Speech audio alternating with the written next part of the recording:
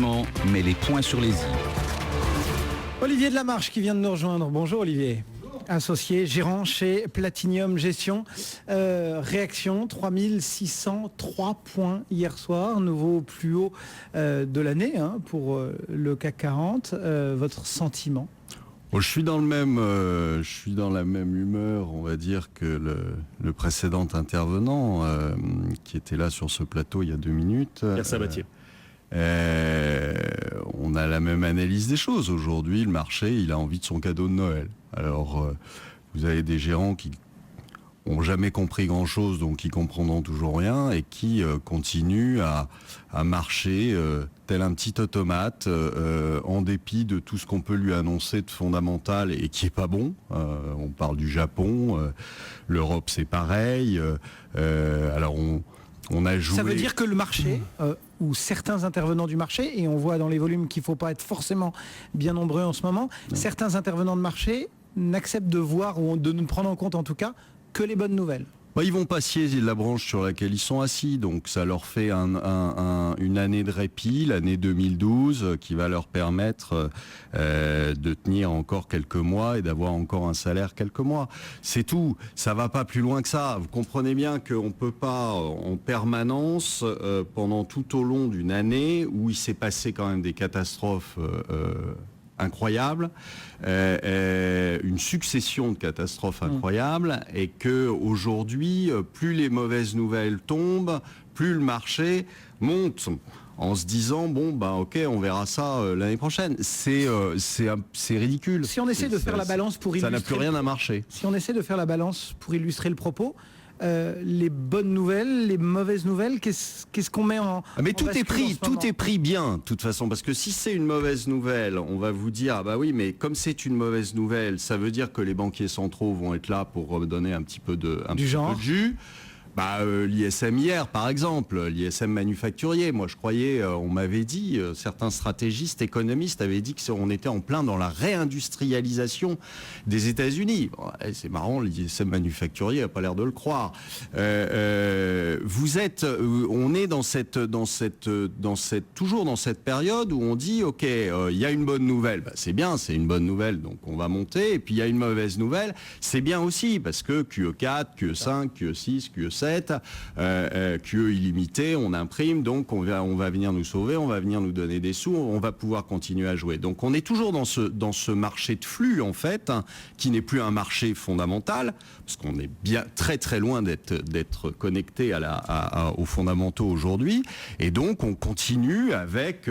alors ça sert à rien de donner des objectifs, parce que les objectifs, vous pouvez les casser dès le lendemain, si vous voulez, puisque ça n'a rien à voir avec la réalité. Donc c'est juste un espèce de jeu qui consiste à avoir son petit cadeau de Noël à la fin de l'année. Mais compte tenu de ce jeu, vous pouvez prévoir les 4000 points sur le CAC. Votre nouvelle prévision pour le CAC ? Non, c'est pas ma nouvelle prévision. Ma prévision, elle est toujours de 2000 sur le CAC. Elle est toujours de 500 sur le Standard & Poor's. D'accord. À long terme. Là, quand le marché aura fini ses bêtises. Voilà, c'est tout. Maintenant, que vous passiez par 3008 ou que vous passiez par 4000, c'est pas un objectif en soi. Ça sert à quoi d'aller à 4000 si c'est pour se retrouver à 2000 juste derrière? Ça sert à quoi? À rien. Sauf que ce que se disent les marchés, c'est que justement, on a éviter la catastrophe. Les catastrophes que vous avez... Non, mais il n'y a pas de... Mais on a absolument rien réglé. On n'a absolument rien évité.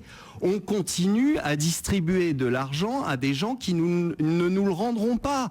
L'Espagne ne paiera jamais, la Grèce ne paiera jamais, pas plus que la Grèce.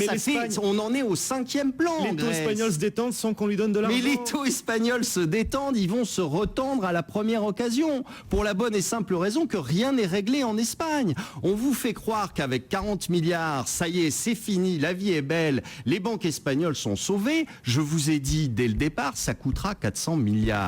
Et ça coûtera 400 milliards, vous le verrez.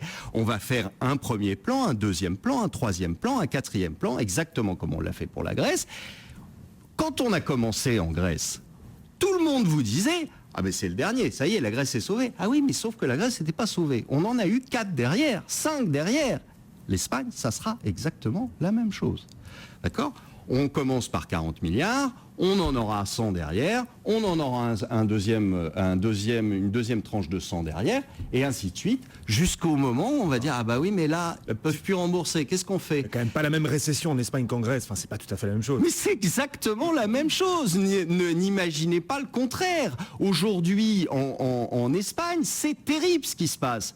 Alors ça fait rire les Français parce qu'ils se disent nous on est Français, de toute façon c'est des Espagnols, c'est des Grecs.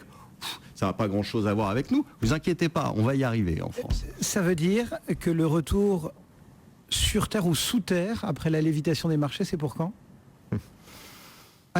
Écoutez, à ce rythme-là, vu le nombre de bêtises qu'on accumule, je suis pas certain que ça tienne encore très très très longtemps. Bon. Je suis pas certain parce que au-delà, si vous voulez, au-delà du marketing qui est fait, et on connaît le système. Là, on est en plein dans un espèce de petit film dramatique avec le fiscal cliff américain où d'abord, première phase, on vous fait peur, on vous dit si c'est pas voté, c'est la fin du monde. Et puis on se fait peur comme ça, à souffler le chaud et froid pendant 20 jours. Et puis au bout de 20 jours, vous allez voir, ça va être voté. Et là, on va dire on est passé à côté de quelque chose, mais de tellement énorme que ça vaut 200 points de hausse. Et là, on montera et on se dira, on l'a échappé belle. Mais on l'a fait à chaque fois. On l'a fait à chaque fois. Souvenez-vous, à chaque fois qu'il y a eu besoin d'un vote, on s'est fait peur avant. Le truc a été voté comme de bien entendu, puisque de toute façon, ils vont pas foutre en l'air l'économie comme ça. Et donc, ça a été voté. Et puis, on a dit, grand ouf de soulagement. Ça marche à tous les coups. Oui. C'est ça qui est beau. On exagère à la hausse, on exagère aussi parfois à la baisse. Non. Non. Ah. Non, là pour l'instant on n'a pas exagéré à aucun moment à la baisse. Quand on était à 2008, on n'a pas exagéré. Non, on n'a pas exagéré à la baisse à 2008. Parce qu'il y avait un risque de catastrophe. Loin de là. Mais il y est toujours présent le risque de catastrophe. Vous l'avez vu disparaître? Qu'est-ce qui s'est passé? Écoutez, la zone euro n'est pas près d'éclater pour l'instant en tout cas. Ah mais la zone euro n'est pas près d'éclater. Pourquoi? Parce que Monsieur Draghi a dit c'est illimité. Oui. C'est ça? Oui, tout simplement. Alors qu'est-ce que ça veut dire illimité? Racontez-moi. Illimité, ça veut dire que quoi qu'il arrive, elle mettra suffisamment pour qu'il n'y ait pas d'explosion des taux. Donc on est endetté sur les États-Unis, par exemple, à 26 000 milliards. Pourquoi est-ce que M. Bernanke n'imprime pas ces foutus 26 000 milliards, histoire de rembourser la dette, et qu'on n'en parle plus? Parce que ça a des conséquences. Voilà. Et voilà, et le pauvre Mario Draghi, quand il a dit cette énorme bêtise, qui est de dire j'agirai de façon illimitée, ce qui est une bêtise, vous vous rendez compte, hein? Einstein disait il n'y a que deux choses qui sont illimitées. Il y a la connerie humaine et l'univers. Et encore pour l'univers, il n'en était pas sûr. Sur la connerie humaine, aujourd'hui, il en serait sûr et certain. La parole peut servir d'arme de dissuasion. Non, mais, elle se heurte aux faits. Et aux faits, c'est que si s'amuse à imprimer de façon illimitée, vous allez le payer et vous allez le payer horriblement cher. Mais sa simple parole a permis au taux de se détendre. Mais sa simple parole, parce que vous avez des gens en face qui de toute façon boivent ces paroles parce qu'ils ne savent pas faire autre chose. À un moment, on reviendra à la réalité. Et croyez-moi, ce jour-là, quand vous aurez à payer la note des bêtises de Monsieur Draghi, ça va moins vous faire marrer, moins vous faire sourire. Olivier Delamarche, il est associé et gérant chez Platinium Gestion. Merci Olivier. Le CAC, il parlait du CAC.